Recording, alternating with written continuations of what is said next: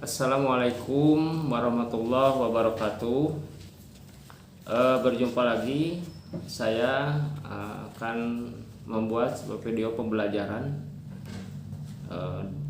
Saya dari SMA N1 Serangpanjang. Nama saya Nang Kusnadi. Mata pelajaran yang diampu adalah Bahasa Indonesia. Saya mengajar di kelas 10 semester 1. Tema yang akan saya ajarkan dalam pembelajaran hari ini adalah mengenai teks hasil observasi. Tentunya teks hasil observasi ini akan dilakukan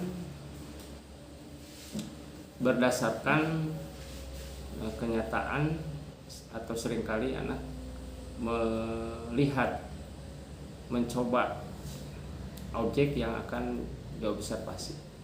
Tentunya dalam pembelajaran teks hasil observasi ini mempunyai beberapa poin yang harus saya jelaskan. Di antaranya, apa sih observasi itu? Observasi adalah suatu pengamatan yang dilakukan oleh seseorang, baik perorangan maupun kelompok. Artinya kalau di sekolah mungkin oleh siswa. Yang dilakukan oleh siswa, baik yang diobservasi itu tentang benda mati atau benda hidup. Adapun kerangka yang harus diperhatikan dalam teks hasil observasi adalah, karena ini akan membuat suatu laporan dari hasil observasi ini, yang pertama adalah tema. Tema biasanya berkaitan dengan hal-hal yang ada di lingkungan saja, jadi tidak ditentukan seperti ini, tapi diberikan kebebasan. Kemudian juga yang kedua, judul tentunya mungkin bagian daripada tema untuk lebih spesifik lagi. Kemudian yang selanjutnya adalah mengenai tujuan. Apa sih tujuan observasi? Bisa menghasilkan nanti laporan hasil observasi. Jadi tujuannya harus jelas dicantumkan, untuk apa dan mengapa hal ini dilakukan, supaya anak jelas dalam observasi itu. Kemudian yang ketiga, objek yang akan diobservasi itu apa? Biasanya banyak tema-tema yang harus diobservasi. Untuk yang sederhana saja yang ada di lingkungan sekolah. Kemudian yang selanjutnya bersifat faktual. Faktual itu berdasarkan kenyataan, tidak boleh berdasarkan kenyataan, tidak boleh hanya direkayasa dan sebagainya. Kemudian bersifat objektif. Objektif itu harus apa adanya, tidak direkayasa. Dan faktual juga tadi berhubungan, karena berdasarkan kenyataan. Kemudian yang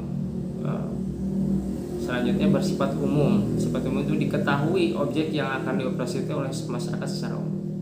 Diketahui itu benar-benar tahu. Kemudian yang selanjutnya juga bersifat spesifik, artinya anak mengobservasi suatu benda, baik benda mati atau benda hidup, hanya satu poin saja, tidak dua judul atau tiga dan sebagainya, hanya satu yang akan diobservasi, itu satu. Misalnya tentang kopi atau tumbuhan kopi, jadi hanya khusus kopi saja, tidak yang lain. Kemudian yang perlu diperhatikan juga di sini ada deskripsi bagian. Deskripsi bagian itu menjelaskan kapan observasi itu dilakukan, apa yang akan diobservasi, jam berapa, di mana tempatnya, dan sebagainya. Itu merupakan daripada deskripsi bagian untuk menjelaskan semuanya harus benar-benar ada dicantumkan di laporan hasil observasi. Kemudian ada deskripsi isi. Nah, ini deskripsi ini lebih spesifik lagi, menjelaskan tentang observasi yang akan dilakukan tadi. Objeknya apa, dari mulai pengertian sampai hal yang sampai manfaat dan tujuan itu harus ada. Ini menjelaskan semuanya agar anak itu nantinya setelah mereka melakukan observasi di lapangan, dibuatkan satu laporan, berbentuk laporan, dengan dibawa hasil laporan itu yang benar-benar nyata. Misalnya tentang kopi tadi, dibawa ini nih tumbuhan kopinya, ini bijinya, ini kalau sudah matangnya, kemudian diolahnya, manfaatnya seperti ini. Nah, akan seperti itu di pesantren. Jadi anak itu dari mulai awal proses observasi ke lapangan sampai jadi laporan itu sudah paham dan lengkap, anak bisa mengerjakannya. Kenapa ini saya lakukan untuk berkelompok? Karena memang membutuhkan, artinya bukan membutuhkan yang ini, cuma ada kerjasama dibagi-bagi tugasnya antara satu dan dengan yang lainnya. Kemudian yang terakhir ada deskripsi manfaat. Ini hal yang paling penting dalam sebuah observasi, hasil observasi. Manfaatnya ini untuk apa? Apa sih manfaatnya kita melakukan suatu observasi? Ini yang harus dicantumkan oleh anak sampai tahu manfaatnya seperti ini. Mungkin juga tidak menutup kemungkinan dari hal yang diobservasi itu bisa ada yang menimbulkan, misalnya kopi saja manfaatnya kan ada, tapi ada sisi lain mungkin yang tidak ada manfaatnya seperti itu. Kemudian dalam strukturnya hanya 3 saja. Ada deskripsi umum, deskripsi bagian, dan deskripsi isi yang sudah saya jelaskan tadi. Juga ada dari segi kebahasaan. Yang terakhir dari segi kebahasaan ini biasanya anak tidak memperhatikan dari segi kebahasaan. Tetapi saya merasa bangga karena sudah pernah dipraktekkan, alhamdulillah anak bisa mengerti dan tahu tentang suatu kebahasaan. Yang perlu diperhatikan ini biasanya mengarah kepada 2 hal, yaitu verba dan nomina. Verba biasanya berhubungan dengan kata kerja.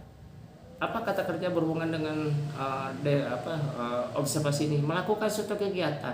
Nah, itu yang disebut kata kerja, itu melakukan suatu kegiatan. Kalau apa yang disebut nomina? Nomina itu kata benda. Apa yang diobservasi? Biasanya misalnya kata benda. Nah, itu sudah sangat berhubungan dengan teks hasil observasi. Makanya dibuatkan setelah selesai anak mengamati, mengobservasi ke lapangan, dibagi suatu laporan observasi menjadi suatu laporan observasi yang akan dipresentasikan, nanti dikumpulkan. Itu yang akan menjadikan anak bisa mengetahui tentang apa sih observasi yang sebenarnya. Demikian video pembelajaran dari saya, mudah-mudahan ada manfaatnya. Terima kasih. Assalamualaikum warahmatullahi wabarakatuh.